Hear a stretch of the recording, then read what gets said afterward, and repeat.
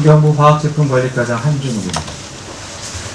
승인 유예 대상 기존 살생물 물질 지정 도시 제정안에 대해서 브리핑하도록 하겠습니다. 생활화학 제품과 살생물제 안전관리를 담당하는 화학제품 안전법은 올해 1월 1일 시행됐습니다.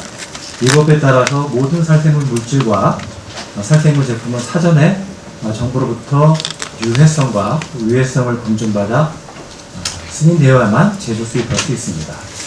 법 시행 이전에 2018년 12월 31일 전부터 이미 국내에 유통되던 기존 살생물 물질도 예외 없이 포함됩니다.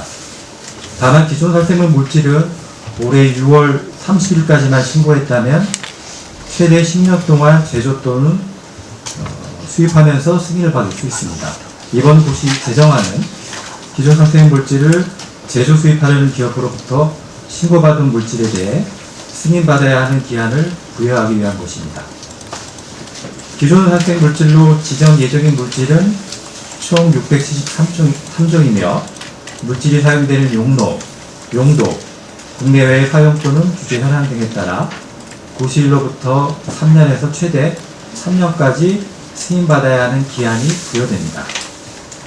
신고한 기업은 712개사이며 이들 기업은 유예기간 내에 유해성 정보를 갖추어 정부의 살생물 물질 승인을 받아야 합니다.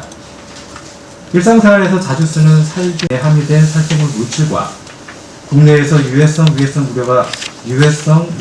우려가 제기된 살생물 물질 465종은 3년 이내에 안정성을 검증받아야 합니다. 목재용 보존제 등 88종은 5년, 제품 보존용 보존제 등 363종은 8년, 건축자재용 보존제 등 166종은 10년 이내에 각각 안정성을 검증받아야 합니다. 반면 승인 유예 대상으로 지정되지 않는 살생물 물질을 제조 수입하려는 기업은 내년 1월 1일부터 살생물 물질 승인을 받아야만 해당 물질을 제조 수입할 수 있습니다. 환경부는 올해 6월 30일까지 기존 살생물 물질을 신고하도록 다각적으로 홍보하였고, 그럼에도 불구하고 신고 대상 물질 확인 지연 등으로 미처 신고하지 못한 업체가 일부 있음을 확인하였습니다. 그래서 11월 11일부터 추가 신고를 받는 적극 행정을 실시하기로 했습니다. 신고가 필요한 기업은 올해 12월 12일까지 화학제품 관리 시스템을 통해 신고하면 됩니다. 환경부는 행정계고 기간 동안 이해관계자의 의견, 추가 신고 사항을 반영하여 12월 31일 도시 확정안을 공포할 예정입니다.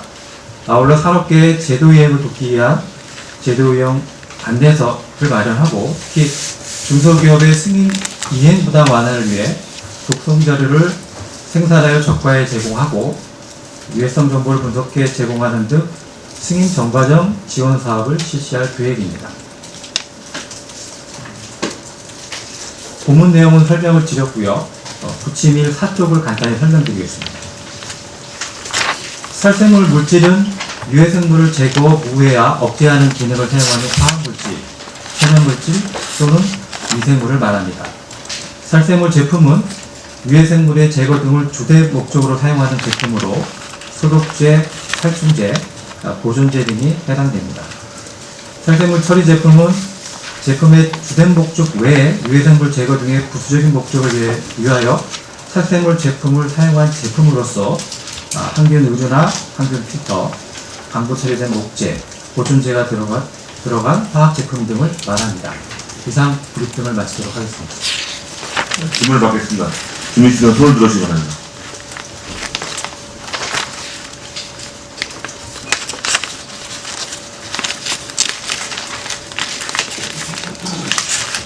네, MTN 이재경 간사님.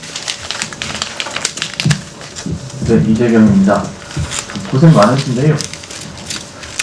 2월 30일까지 신고를 했어야 됐던 거잖아요. 근데 그동안 좀 신고가 얼마나 됐는지, 그리고 또 신고를 더 해야 되는 대상이 좀 어느 정도가 되는지 파악이 되셨으면 말씀을 좀 해주시고요.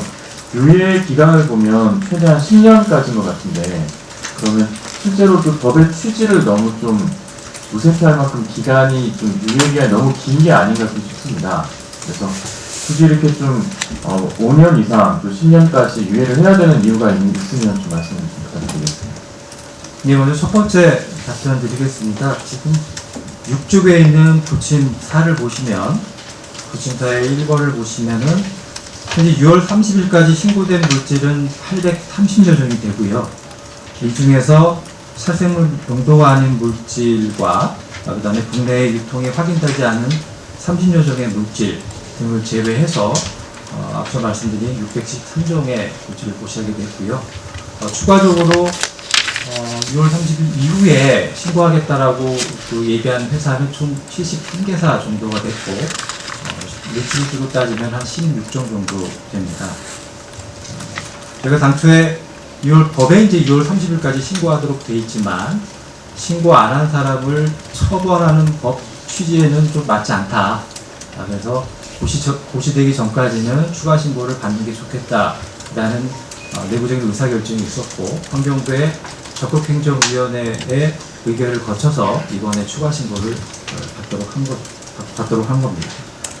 두 번째, 유예기간이 10년이 너무 길지 않느냐라는 부분에 대해서 말씀해 주셨는데 살생물제 안전관리 제도는 사실은 유럽의 EU의 BPR 제도를 저희가 벤치마킹해서 만든 제도로 현재 EU도 24년 동안 현재 아직도 진행 중입니다. 24년 동안 330여 종의 물질에 대해서 161종의 승인이 완료된 상황이고 지금도 아직까지 승인 검토 작업이 진행 중이기 때문에 저희가 10년이라는 기간을 둔 거는 굉장히 도전적인 목표를 잡았다라고 말씀드릴 수 있고요. 기본적으로 국내에서 처음 시행되는 제도이기 때문에 그 기업 입장에서는 유해성과 유해성 자료를 만드는 데 시간이 많이 소요되고요. 정부 입장에서는 이 자료들을 정밀하게 검토하는 데 시간이 많이 걸립니다. 그러한 의미에서 10년이란 기간은 긴 기간은 아니다라고 말씀드리고 그러면은 그 기간 내에 과연 국민의 안전성을 어떻게 할 것인가에 대한 의문이 또 있을 수 있습니다.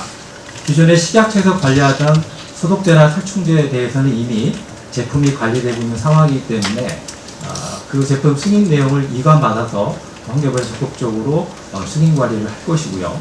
두 번째로 10년 유예기간 동안에 문제되는 살생물 제품이 있다라고 하면 저희 법에 마련되어 있는 안전확인이나 생활학 제품의 안전기준을 설정을 해서 우선적으로 관리할 예정입니다. 네, 동아일보 강원지 기자님. 부침 4에 보면은 이제 신고된 것 중에서 이제 좀 제외된 것들 중에서는 작년까지 국내 유통 확인되지 않은 물질들이 30여 종이 있다고 적혀 있는데요. 그러면은 이 물질들을 나중에 다시 국내에 유통시키려고 한다면 그냥 내년 이후에 승인 절차를 밟으면 되는 건가요? 네, 승인 절차를 밟습니다.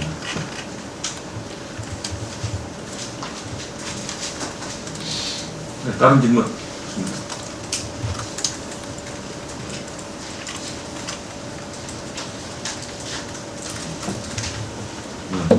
그럼